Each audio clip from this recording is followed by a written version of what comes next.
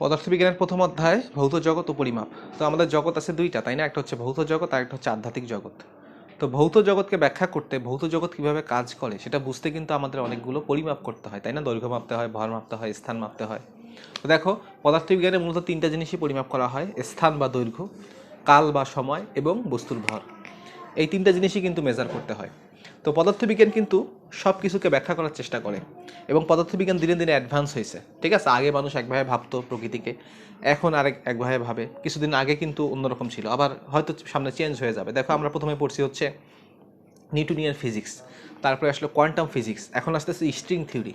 String থিওরিকে বলা হয় theory of everything, অর্থাৎ এটা পৃথিবীর সব ঘটনা একটা থিওরি দ্বারাই ব্যাখ্যা করা যাবে।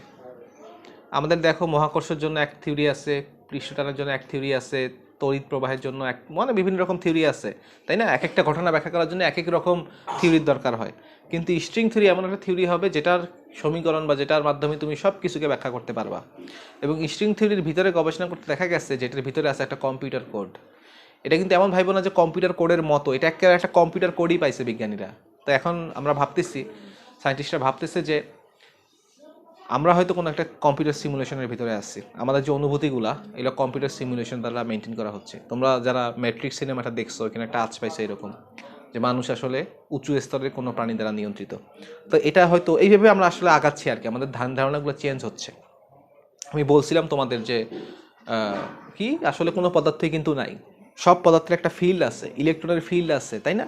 তারপর আমার কোয়ার্কগুলোর ফিল্ড আছে, যেই ফিল্ডটা এনার্জি অ্যাবজর্ব করে সেই ফিল্ডে রিপেল দেখা যায়, এবং সেই রিপেলটাকে আমরা পার্টিকেল হিসেবে বিবেচনা করি, তাই না?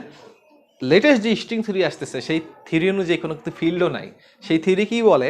সেই থিওরি বলে, দেখো আমার এই একটা মার্কার, এই মার্কারটাকে ভাঙলে আমি অনেকগুলো অণু পাবো, অণুগুলোকে ভাঙলে আমি পরমাণু পাবো, পরমাণুগুলোকে ভাঙলে আমি ইলেকট্রন, প্রোটন, নিউট্রন পাবো। এখন যদি আমি একটা ইলেকট্রনের ভিতরে যাই, আমি কী পাবো? ইলেকট্রনের ভিতরে গেলে আমি একটা স্ট্রিং পাবো বা তার পাবো। তোমরা যে গিটার বা ভায়োলিন বাজাও, স্ট্রিং থাকে না, তার। তো এখন বলতেছে যে ইলেকট্রনটা হচ্ছে আসলে একটা তার, সেই তারে ভাইব্রেট, সেই তারটা যখন ভাইব্রেট করবে ইলেকট্রনের অস্তিত্ব প্রকাশ পাবে। ঠিক আছে, অর্থাৎ স্ট্রিং থিওরি আসলে তার শব্দ থেকে আসছে। ঠিক আছে, যে এভরি পার্টিকেল, এভরি ফোর্স হচ্ছে একটা স্ট্রিংয়ের মতো, ওই স্ট্রিংয়ের রিপল সৃষ্টি হলেই ওর অস্তিত্বটা বোঝা যায় বলাটা ঠিক হচ্ছে না, কে বুঝবে আসলে। যাই হোক, তো এই যে স্থান বা দৈর্ঘ্য, তারপরে হচ্ছে কাল বা সময়, এবং হচ্ছে ভর, এগুলোই তো ফিজিক্সের ধারণা। তো তোমাদের বইয়ে প্রথমেই কতগুলো কথা বলা আছে: সূত্র, তত্ত্ব, তারপরে অনুকল্প, প্রকল্প, এইসব বিভিন্ন রকম কথাবার্তা আছে। তো এগুলোর অনেক রকম ব্যাখ্যা অনেকে দিতেছে, এগুলো আসলে মন গড়া ব্যাখ্যা আমি কখনোই দেই না। যতটুকু বলা আছে আমি বিভিন্ন উচ্চ স্তরের বই থেকে যেগুলো পাই সেগুলোই বলি। মন গড়া ব্যাখ্যা দিয়ে তোমাদের মনোরঞ্জন করার দরকার নেই। হ্যাঁ, অযথা একটা ব্যাখ্যা দিলাম যেটা শুনতে হয়তো অনেক ভালো লাগতেছে তোমার, কিন্তু আসলে সেটা সঠিক না, এরকম ব্যাখ্যা দিয়ে লাভ আছে? লাভ হয়তো আছে, কিন্তু সেই লাভের আমার দরকার নেই। তো দেখো, আমরা যতগুলো জিনিস চিন্তা করতে পারি বা বলি, সব কিছুকে দুইটা ভাগে ভাগ করা যায়। একটা হচ্ছে ফ্যাক্ট, আর একটা হচ্ছে ফিক্ট। তো ফিক্টের শেষে একটা সাফিক্স যোগ করে ফিকশন বানানো হয়েছে। তার মানে দেখো, যে ঘটনাটা বাস্তবে ঘটে সেটাকে আমরা বলি হচ্ছে ফ্যাক্ট, আর যেটা বাস্তবে ঘটে না সেটাকে আমরা বলি হচ্ছে ফিক্ট বা ফিকশন। যেমন দেখো, তুমি যদি ছাদ থেকে লাফ দাও, তুমি নিচে পড়ে যাবে। তো তুমি ছাদ থেকে লাফ দিলা, তুমি নিচে পড়ে গেলা, আমি বলবো এটা একটা ফ্যাক্ট, তাই না? এটা একটা বাস্তব ঘটনা, সত্য ঘটনা। এবার আমাকে আমার এক বন্ধু এসে বলতেছে, দোস্ত আমি ছাদ থেকে লাফ দিলাম, দিয়ে দেখি নিচে পড়তেছি না, পাখির মতো উড়ে বেড়াচ্ছি আকাশে। তো আমি বলবো, সে যে কথাটা বলছে সেটা কোনো ফ্যাক্ট না, সেটা হচ্ছে একটা ফিকশন। সেটা হচ্ছে কি? ফিকশন। তার মানে দেখো, যেটা বাস্তবে ঘটে সেটাকে ফ্যাক্ট বলে, যেটা বাস্তবে ঘটে সেটাকে ফ্যাক্ট বলে, আর যেটা বাস্তবে ঘটে না সেটাকে বলা হয় ফিকশন, বা ঘটে নাই বা ঘটবে না, এরকম বুঝতেছই আর কি। কাল্পনিক জিনিসগুলোকে বলা হয় ফিকশন, তোমরা তো জানোই, সায়েন্স ফিকশন। এখন দেখো, যা ঘটে, যেটা ঘটে সেটাকে বলা হয় ফ্যাক্ট। যেমন একটা বস্তু তুমি যদি ছেড়ে দাও ছাদ থেকে, সেটা নিচে পড়বে, তাই তো? নিচেই তো পড়বে। তাহলে মনে করো তুমি ছাদে গেলা, গিয়ে একটা বল ছেড়ে দিলা, সেটা নিচে পড়লো, তাহলে বলবো তোমার সামনে একটা ফ্যাক্ট সংঘটিত হচ্ছে। তাহলে দেখো কি হয়, মানে কি হয়, একটা বস্তু ছেড়ে দিলে কি হয়? সেটা নিচে পড়ে। এই যে বস্তুকে ছেড়ে দিলে বস্তুটা নিচে পড়ে, এটা হচ্ছে একটা ফ্যাক্ট। এখন কোনো একদিন সকালে তুমি কি করলা? ছাদে গেলা, ছাদে গিয়ে দেখলা একটা বল ছেড়ে দিলা, বলটা উপরের দিকে উঠে যাচ্ছে, ঠিক আছে? তারপর হঠাৎ করে তোমার ঘুম ভেঙে গেল, তারপর তুমি দেখলে তুমি স্বপ্ন দেখতেছিলা, তার মানে তুমি স্বপ্নে যেটা দেখতেছিলা সেটা ছিল হচ্ছে কি একটা ফিকশন। এবার তুমি সেই ফিকশন নিয়ে জাফর ইকবালের মতো বই লিখে ফেলতে পারো। তো দেখো, যা ঘটে সেটাকে বলা হয় ফ্যাক্ট। এখন যা ঘটতেছে সেটা কেন ঘটতেছে, কেন একটা বস্তু ছেড়ে দিয়ে সেটা নিচে পড়তেছে, উপরে কেন যাচ্ছে না, এটার ব্যাখ্যাটাকে, ঠিক আছে, যা হয় সেটার ব্যাখ্যাটাকে বলা হয় থিওরি। বুঝার চেষ্টা করো, যেটা হচ্ছে সেটা হচ্ছে ফ্যাক্ট, আর সেটার ব্যাখ্যাটাকে বলা হয় থিওরি। যেমন নিউটন থিওরি দিলেন, মহাকর্ষ থিওরি। নিউটন কি বললেন যে হ্যাঁ, একটা বস্তুকে যখন একটা প্রতিটা বস্তুই মহাকর্ষে, মহাবিশ্বের সবগুলো বস্তু একে অপরকে আকর্ষণ করে, তাই কি হইতেছে যে আপেলটা নিচে পড়তেছে, যেহেতু পৃথিবী আপেলটাকে আকর্ষণ করতেছে তাই আপেলটা নিচে পড়তেছে। এটা হচ্ছে একটা থিওরি। কেন পড়লো, এটার ব্যাখ্যাটাকে থিওরি। এরকম প্রশ্ন এরিস্টটল ব্যাখ্যা দিচ্ছেন, নিজে নিজে ব্যাখ্যা দিতেন যে বস্তু কেন নিচে পড়ে। কথা হচ্ছে বস্তু নিচেই পড়বে। এরিস্টটলের ব্যাখ্যাটা ছিল কিরকম, দেখো যতগুলো বস্তু পৃথিবীতে আছে সেগুলো নিচেই পড়বে, এটাই তার ব্যাখ্যা ছিল। নিউটন কি বললেন যে আকর্ষণ করে একে অপরকে তাই নিচে পড়তেছে, একটা লজিক দেখাইছেন। আর এরিস্টটল বলছেন যে নিচেই পড়বে, এটাই হচ্ছে ধর্ম। তো তখন তাকে লোকজন প্রশ্ন করলো, চাঁদ তারা এগুলো নিচে পড়ে না কেন, ওগুলো তো উপরে আছে, নিচে পড়তেছে না কেন? তখন তিনি বললেন ওগুলো স্বর্গীয় বস্তু। চিন্তা ভাবনা করে বললেন ওগুলো স্বর্গীয় বস্তু, হ্যাভেনলি ম্যাটার্স বলা হয়, হ্যাঁ স্বর্গীয় বস্তু, ওদের ক্ষেত্রে এইসব ল খাটবে না, ওরা ওদের মতো চলে, কিন্তু এখানে যারা আছে তারা নিচে পড়বে, ঠিক আছে, এইরকম ব্যাখ্যা তিনি দিতেন। তো সেই ব্যাখ্যাগুলো তো ভুল। এখন দেখো, একটা ব্যাপার, থিওরির আগে, একটা জিনিসকে থিওরি বলার আগে কিন্তু একটা মানে একটা সত্যটা দরকার, একটা সাময়িকভাবে হলেও সেটাকে সত্য প্রমাণিত হইতে হয়, ঠিক আছে। তো থিওরি সত্য প্রমাণিত হওয়ার আগ পর্যন্ত সেটাকে বলা হয় হাইপোথিসিস। হাইপোথিসিস হাইপোথিসিসটা যখন সত্য প্রমাণিত হবে তখন সেটাকে থিওরি বলবো। হাইপোথিসিস যখন সত্য প্রমাণিত হবে তখন সেটাকে থিওরি বলবো। তো মনে করো এরকম ব্যাপারটা, মনে করো তুমি ঘরের মধ্যে শুয়ে আসছো, হঠাৎ দেখলে জানলা দিয়ে আলো আসতেছে, জানলা দিয়ে আলো আসতেছে। এখন তুমি বলতে পারো আলো আসতেছে, আলো আসতেছে এটা ফ্যাক্ট। তো এই ফ্যাক্টের অনেকগুলো ব্যাখ্যা তুমি দিতে পারো। কেন আসতেছে, আলো আসতেছে, ভালো কথা, কেন আসতেছে? তুমি বললা হ্যাঁ সূর্য উঠছে আকাশে, তিন বন্ধু আছে, তিন বন্ধু বললা, এক বন্ধু বললো আকাশে সূর্য উঠছে, আরেক বন্ধু বলল যে উল্কাপিণ্ড পতন হয়েছে, ঠিক আছে, উল্কা পড়ছে, উল্কার আলোটা রুমে আসতেছে। আরেক বন্ধু বলল যে হয়তো অনেক দূরে কোথাও সুপারনোভা বিস্ফোরণ হয়েছে, সেই বিস্ফোরণে আলোটা এখন আসতেছে। তোমার তিন বন্ধুকে একটা জেলে রেখে দিছি, তোমাদের সময় টময় সম্পর্কে আর কোনো ধারণা নাই তখন আর ভিতরে। হঠাৎ একদিন দেখলা যে আলো আলো আলো তিনজন তিন ব্যাখ্যা দিল। একজন বললো সূর্য উঠছে, একজন বললো সুপারনোভা বিস্ফোরণ হয়েছে, আরেকজন বললো হচ্ছে কি, আরেকজন বললো উল্কাপিণ্ড পড়ছে। এখন দেখো তিনজনের ব্যাখ্যাটাকে, কারোর ব্যাখ্যাটাকে কিন্তু আমি একেবারে ফেলে দিতে পারি না, সবার ব্যাখ্যার পিছনে একটা যুক্তি আছে। তো এই যে যুক্তিযুক্ত ব্যাখ্যা, একটা ঘটনা, দেখো রুমে আলো তো আসছে, আসলেই তো আলো আসছে, তাই না, অথবা এটা একটা ফ্যাক্ট। এখন এইটা কেন আসছে সেটা তিনজন তিন রকম ব্যাখ্যা দিছে, এই প্রতিটা ব্যাখ্যাকে আমি বলবো হচ্ছে হাইপোথিসিস। এবার তোমরা তিন বন্ধু ঠিক করলা যে আমরা প্রমাণ করব কার কথা সত্য। এটা প্রমাণ করার জন্য তোমরা তোমাদের রুমের বাইরে গেলা, রুমের বাইরে গিয়ে দেখলা যে সুপারনোভা বিস্ফোরণ ঘটে নাই, উল্কাও পড়ে নাই, সূর্যটা জাস্ট উঠছে। তাহলে দেখো এক বন্ধুর হাইপোথিসিসটা সত্য প্রমাণিত হয়ে গেল যে না, হ্যাঁ তার, সে যে হাইপোথিসিসটা দিছিল যে সূর্য উঠছে তাই আলো আসতেছে, তারটা সত্য প্রমাণিত হয়েছে। অতএব তার যে হাইপোথিসিস সেটাকে এখন আমরা থিওরি বলে ডাকতে পারি।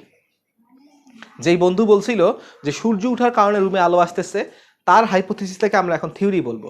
আর বাকি দুই বন্ধু যারা সুপারনোভা বিস্ফোরণ এবং উল্কা পতনের কথা বলছিল, তাদের হাইপোথিসিসগুলো ভুল প্রমাণিত হয়ে যাবে।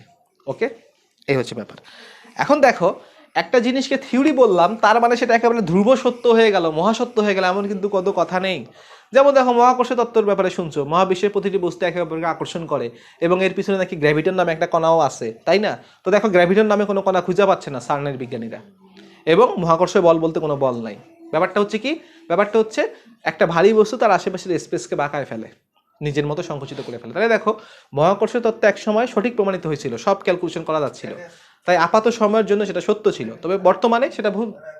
তার মানে দেখো একটা হাইপোথিসিস সত্য প্রমাণিত হলে সেটাকে থিওরি বলবো, তবে থিওরিটা যে সারা জীবন সত্য হিসেবেই থাকবে এমন না, সেটা ভুল প্রমাণিত হয়ে যাবে। এটাই হচ্ছে কথা, যে সবকিছু পৃথিবীতে একটা জিনিসই সত্য বা ধ্রুব, সেটা হচ্ছে পরিবর্তন। সবকিছু চেঞ্জ হয়ে যাবে, একরকম থাকবে না, চেঞ্জ হয়ে যাবে, ঠিক আছে, এই হচ্ছে ব্যাপার। তাহলে দেখো কি ঘটছে সেটা হচ্ছে ফ্যাক্ট, কেন ঘটতেছে সেটা হচ্ছে হাইপোথিসিস, ঠিক আছে। আর সেই হাইপোথিসিসটা সত্য প্রমাণিত হলে সেটাকে বলা হয় থিওরি। এখন থিওরি নিয়ে বারবার ঘাটাঘাটি করলে, বারবার থিওরি নিয়ে ঘাটাঘাটি করলে দেখো থিওরি নিয়ে যদি বারবার ঘাটাঘাটি করো সেখান থেকে কিছু সূত্র বা ল বের হয়ে আসতে পারে। অনেকে বলে যে হাইপোথিসিসটা থিওরিতে প্রমাণিত হয়, আমিও একমত। থিওরিটা লতে পরিণত হয় না, থিওরি কিন্তু লতে পরিণত হয় না। থিওরি বলে যে থিওরিটা লয়ে পরিণত হয়, তা কিন্তু না। থিওরি নিয়ে বারবার ঘাটাঘাটি করলে ল চলে আসতে পারে। তো ল আসলে কি করে, আমি নর্মাল সেন্সে বলি, ল জিনিসটা আসলে কি করে, ল একজনের ভবিষ্যৎ ব্যাখ্যা করে। তুমি মনে করো কাউকে খুন করলা রাস্তায়, তখন আশেপাশের লোকজন বলবে এবার তো তোর ফাঁসি হবে, তাই না? তা তুমি খুন করলা, তোমার কিছুদিন পর ফাঁসি হবে, এটা লোকজন জানলো কেমনে? এই ভবিষ্যৎ বলছে তো লোকজন যে তোর এবার ফাঁসি হবে। তো লোকজন এটা কিভাবে বলতে পারলো? কারণ লোকজন ল জানে, আইন জানে যে কাউকে খুন করলে তার ফাঁসি হয়। তো দেখো ল কি করে, ভবিষ্যৎ ব্যাখ্যা করে। ঠিক একই রকম ফিজিক্সের যে লগুলো আছে সেগুলো ভবিষ্যৎ ব্যাখ্যা করে। কি ভবিষ্যৎ ব্যাখ্যা করে?